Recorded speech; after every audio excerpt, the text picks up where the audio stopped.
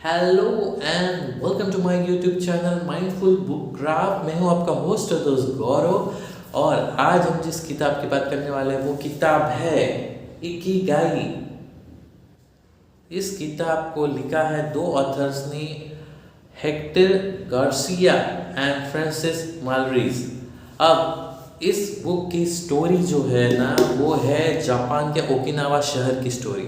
मतलब वहाँ पे जो भी चीज़ें होती है रहन सहन में, उनके खाने में, उनके बिहेवियर में, उनके ओवरऑल एटीट्यूड में, ये सब चीज़ ये किताब में आपको मिल जाएगी। अब इस किताब की हम इनसाइट्स लर्निंग्स आज जानेंगे। और ये किताब मैंने 2019 में खरीदी थी और इस किताब को मैंने पढ़ा और मतलब पता नहीं, इस किताब को पढ़ने के बाद कुछ एकदम स्पेशल फीलिंग था, क्योंकि उस टाइम पे इस किताब की बहुत चर्चा थी और मुझे किताब लेनी थी और मैंने ली और पढ़ी। तो बहुत ही अच्छी किताब है और मैं बहुत अच्छा महसूस कर रहा हूँ आज ये किताब आपके साथ शेयर करके, क्योंकि ये भी मेरी वन ऑफ फेवरेट बुक है। तो हम आज इस वीडियो में जानेंगे कि इकिगाई मतलब क्या है और ये बुक आपको कैसे हेल्पफुल हो सकता है। बिकॉज हम बात कर रहे हैं सेल्फ हेल्प बुक की, सेल्फ इम्प्रूवमेंट की, और हमारा जो मोटिव है कि हम इन बुक लर्निंग के द्वारा थोड़ा सा नॉलेज शेयर कर पाए, आप में थोड़ी सी पढ़ने की उम्मीद जगा पाए। अब सबसे पहले आप सोच रहे होंगे कि इकिगाई इकिगाई क्या कर रहे हो भाई, इकिगाई मतलब क्या।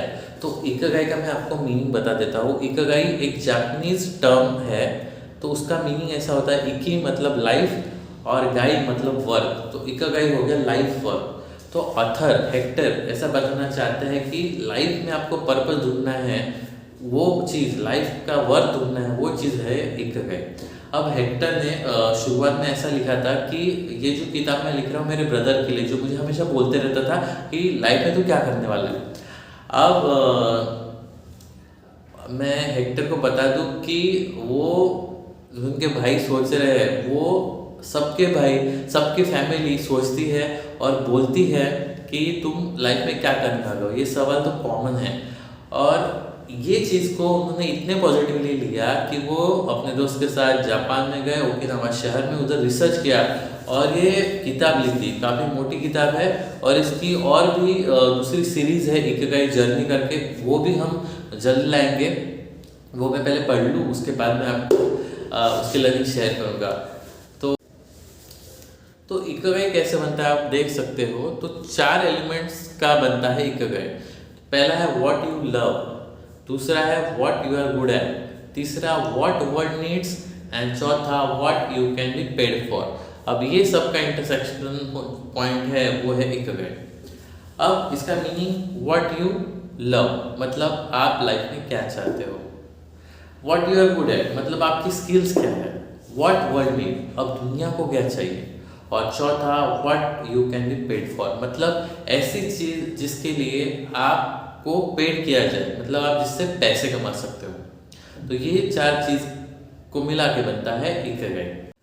अभी ये 4 पॉइंट जो है उसको हम जानते हैं एक एक करके। तो सबसे पहले है व्हाट यू लव, जिसको हम और एक वर्ड यूज करेंगे पैशन। अब ये क्या होता है, तो ये ऐसी चीज़ है कि आपको खुद में वो चीज़ें ढूंढना है। मतलब ऐसी कौन सी चीज़ें हैं जो आपको आनंद देती है, हैप्पीनेस देती है, आपको एकदम मतलब दिल गार्डन गार्डन हो गया ऐसे फीलिंग देती है। तो वो चीज़ आपको सबसे पहले तो ढूंढना है। उसके बाद आपको ऐसे हॉबीज़ रखनी है या ऐसे इंटरेस्ट देखना है आपके कि जो आपके अंदर वाले से मैच करे, मतलब जो बोलते हैं ना एक इनर सेल्फ होता है उससे हम मैच करें, ऐसी चीज़ें आपको आइडेंटिफाई करना है। तो दैट इज हो गया पैशन मतलब व्हाट यू लव। दूसरी चीज़ है वोकेशन। अब वोकेशन मतलब क्या, what you are good at.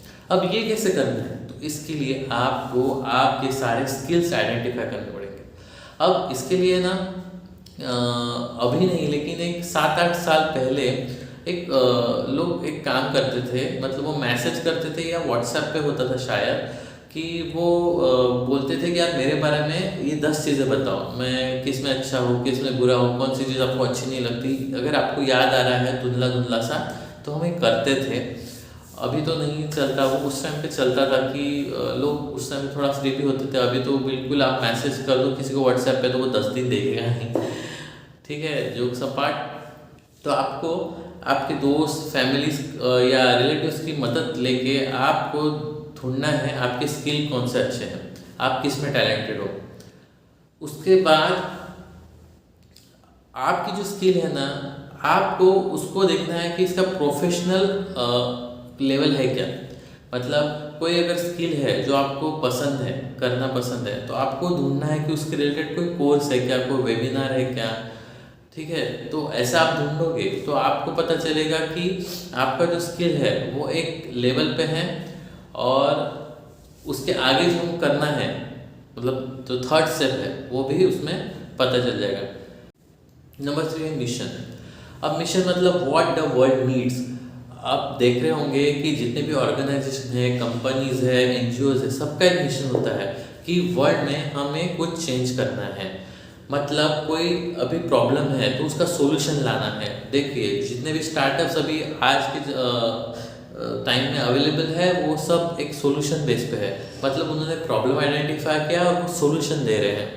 अब ऐसे ही चीज़ आप कर सकते हो क्या, ये आपको एग्जामिन करना है, ऐसा ऑथर का कहना है। तो वो अगर आप कर पाओगे तो यकीनन आप वर्ल्ड में कुछ चेंज ला पाओगे। और जो चौथा एलिमेंट है वो है प्रोफेशन, मतलब what you can be paid for. अब आपको ये सोचना है कि आपने जो स्किल आइडेंटिफाई की है या आपने जो पैशन आइडेंटिफाई किया है, वो करियर पाथ कैसे बन जाए। ठीक है, अभी आप अगर ये ढूंढ लोगे ना, तो इकिगाई मतलब आपको मिल गया।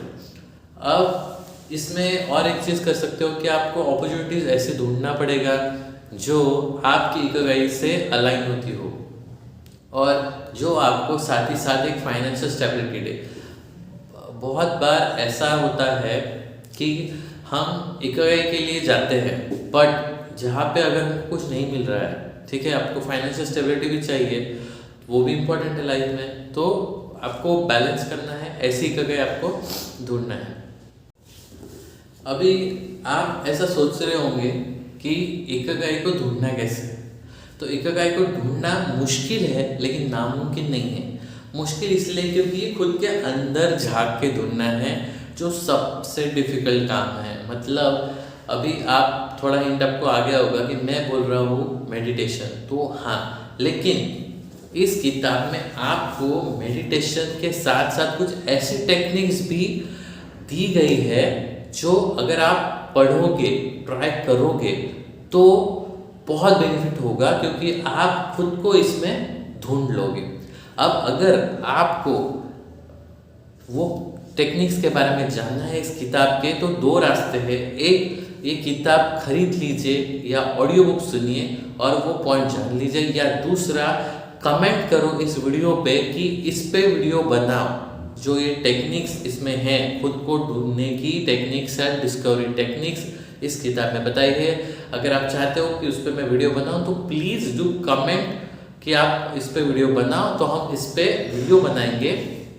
ठीक है, और भी बहुत सारी चीज़ें इस किताब में बताई गई है, जैसे कि ओकिनावा शहर में जो लॉन्ग लाइफ लोग जीते हैं, 100 साल तक जीते हैं, उसका राज क्या है। तो राज सारी चीज़ों में बताया गया है, जैसे सुबह उठ के क्या करते हैं, एक्सरसाइज कौन सी करते हैं, खाना कितना होता है, मतलब एवरी डिटेल आपको इस किताब में मिलेगा।